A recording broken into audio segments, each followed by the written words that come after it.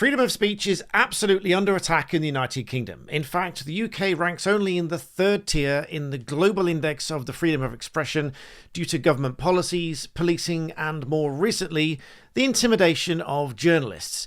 Now, in a democratic society, I would absolutely fight for the right to freedom of expression. Whether I agree with those views or not is an entirely other matter. Whether I would make those comments myself is an entirely other matter, but I would fight for somebody's right to do so. That's what an advocate does, so very often I say don't shoot the messenger. But let's remind ourselves of what I said in my video yesterday, of the question that was asked in Parliament, which would, if followed through, absolutely amount to the erosion of free speech with the creation of what would only otherwise be termed a law of blasphemy. Let's remind ourselves of this. November marks Islamophobia Awareness Month.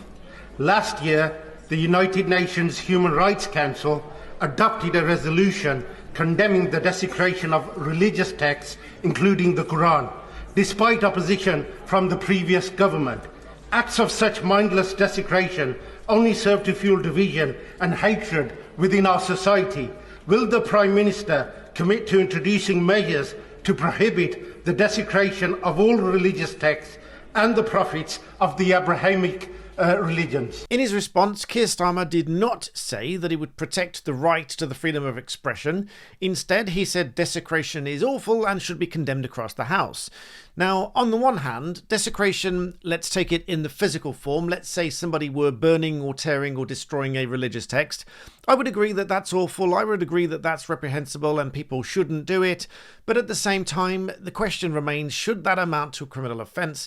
Or how far do we take the definition of the word desecration? For example, some may infer that to mean speaking out boldly against a religious text. Now, whilst I may not agree with certain comments or acts or such things of that nature, I would fight for the right of somebody else to do so, because that's what an advocate does. I often say, don't shoot the messenger. An advocate will fight for the right of an individual, as it should be in a democratic society. Now, as I mentioned, the UK ranks only in the third tier on the global index of the freedom of expression, this ranked by Index on Censorship. I'll link this article in the description below. You can go and read it. And there's another very awful story, which I'll come back to in just a moment, and a personal story. In fact, many people ask me about my personal story and free speech and things like that. Well, we have a very personal story. During the COVID lockdown, obviously, some of you know my wife is Chinese, and so when we're out and about, we are viewed very much as a Chinese family. And during the COVID lockdown, you know, when we went out to shops and things like that, and we were allowed in 2 or 3 at a time, we were subjected to quite some vile abuse. Now, obviously, that abuse was most likely racially aggravated because of the Chinese aspect to do with COVID-19. Now, during some of that, one of the worst incidents, I recall reporting to the police. The police told us that that was absolutely nothing that they would look into, it was not an offence, and that the people could say and shout whatever they liked. Now, on the one hand, as I said, I would fight for somebody's right to say what they think and what they feel, but I felt that on that occasion that abuse crossed the criminal threshold, and so I reported it to the police. But at the time, the police were not interested. So if the police were to investigate something that is anything less than that, and they did follow through with that, I would obviously then say that I believe that is two-tier policing, because that's not acceptable.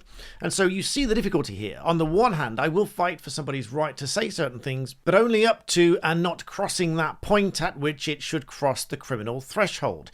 And for the avoidance of doubt, just criticising any kind of religious text should not cross that threshold, but perhaps if it were so defined, certain forms of desecration might. But that is not for me to decide, it's not for any one individual to decide. If that really was something for Parliament to consider, it should absolutely be defined very carefully so that it doesn't spread out and erode the freedom of expression. And speaking of freedom of expression, there's another really awful story I have to tell you in just a moment, which illustrates my point very clearly here. But first of all, here's something that I firmly believe is going to help you. Now, given the blatant state of attack upon free speech in the United Kingdom and around the world, I make no apology for recommending to you services that will help maintain your privacy and your anonymity online.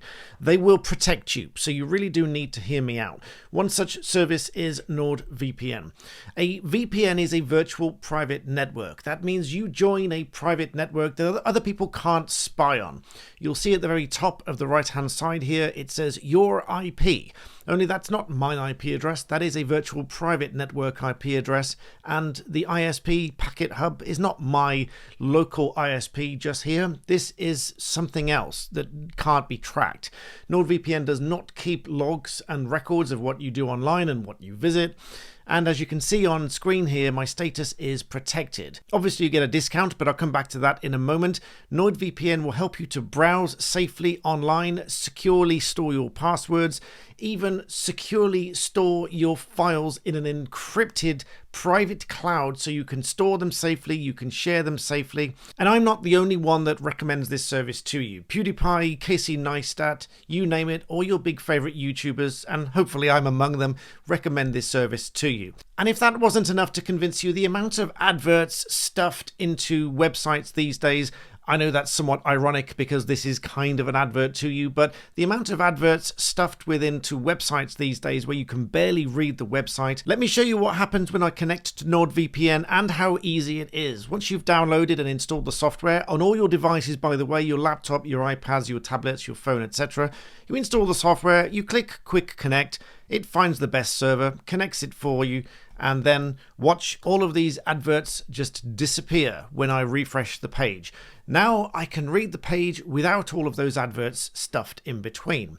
I know, somewhat ironic because I'm recommending it to you. But as I said, you get a fantastic discount here. If you use the code BBB, because that's the nickname you gave me, you get an additional 4 months extra free on a fantastic deal because we are still in the Black Friday exclusive deal. And you get a 30-day money-back guarantee. So this is an absolute no-brainer.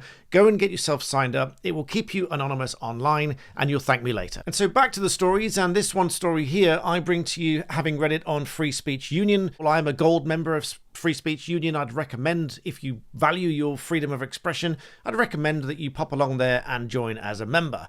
This particular story was in Germany. A man criticized a judge who fined a Syrian for doing this to a 15-year-old girl. But he got fined twice as much as the man that actually did this offense. Let's take a look at the story. So this German man described this judge as obviously mentally disturbed. Now, as I mentioned earlier, I wouldn't use those phrases against a judge. Even if that's what I thought, I wouldn't put that in an email and send it to a judge. Not just because I'm a barrister, but as an individual, I wouldn't do that either. But just because I wouldn't do those things doesn't mean somebody else has the right to do certain things. Now, I'm not saying that emailing the judge in those terms was acceptable by any stretch, but it shouldn't necessarily be a criminal offence, and it may well erode the freedom of expression to make it so. But we go on. So he sent this email to the judge, obviously because he was upset about what happened with this Syrian chap, who was given something of a suspended sentence and only ordered to pay the victim of this offence €3,000. And so in sending this email to the judge, this man was then given a €5,000 fine for insulting the judge. This man, Paul, obviously not his real name, sent an angry email to the district judge because of the sentence given to this Syrian man, which Paul, not his real name, found to be unfair. On a more positive note, this penalty issued against Paul was later reduced on an appeal, and he was ordered to pay a third of the original fine. Now, on the one hand, you might say, well, that's okay then, because he's only had to pay a third of the original fine. However, should he have had to pay a fine at all? Now, again, I stress, I am absolutely not recommending that anybody send any email to a judge, well, at all, really, but certainly not to tell them that they that think they are mentally ill, obviously disturbed, and all this sort of stuff. Obviously, I think those things are wrong. I don't think people should be doing that, and I would never encourage anybody to do that. In fact, even if you've been in a case yourself and you genuinely think those things, I would not recommend you sending those things to the judge. That's just me. I obviously wouldn't do that, and I wouldn't recommend that you do that. But at the same time, it is the freedom of expression. So unless you're making threats, which this guy ostensibly wasn't, he was just airing his views, unless you are making threats, unless you are crossing a threshold that is oppressive and unacceptable behavior, which is the threshold we have here for the things such as harassment, which even then needs to be a course of conduct. So one angry email wouldn't amount to harassment. For example, if you have a real dispute with somebody, you have a real argument with somebody, and you send them a really nasty email, then that one email by itself wouldn't amount to harassment because it's not a course of conduct. By itself might amount to malicious communications or any other kind of offences, but by itself wouldn't amount to harassment. It would have to be a course of conduct. And each element of that course of conduct, which is on at least 2 occasions, would have to be unacceptable and oppressive behaviour, words or conduct that would amount to that course of conduct to form harassment. But where do we draw the line here? Because we need to maintain the freedom of expression. Otherwise, we are an oppressed society in which we are not allowed to say what we think. I mean, in the UK, just recently, we've had what I've termed thought crime, where people have been fined for praying within a given area where it's been restricted under a public space protection order. That being, if you missed the video, an area that was designated around abortion clinics at that location. And the authorities said you must not, anywhere within this area, do anything that in protest and that sort of stuff, but including praying. So you can't even stand there and pray in your own head. Now, again, I'm not recommending that people do that. I'm not saying that that's a good thing. I'm not saying that I would do that. Say, for example, I objected to a certain activity going on in a particular area. I wouldn't go there and protest personally, not saying people shouldn't, but in this scenario with the public space protection order, they shouldn't. Legally, they shouldn't, because they might be fined for doing so. But let's say there's no PSPO in place, or it's some other kind of area where people are carrying out lawful demonstrations and protests and things of that nature. At what point do we draw those lines that we say as a society cross any kind of criminal threshold that then potentially erode freedom of speech? Because that would essentially be what we are doing if we say that you cannot speak out against any particular group, etc.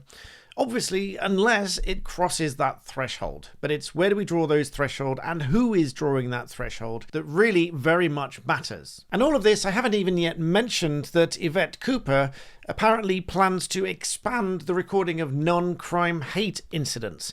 That is where it is not a crime, it has not reached the criminal threshold, but the police deem it something to record as a hate incident against you, which may then appear on an enhanced criminal record check against you.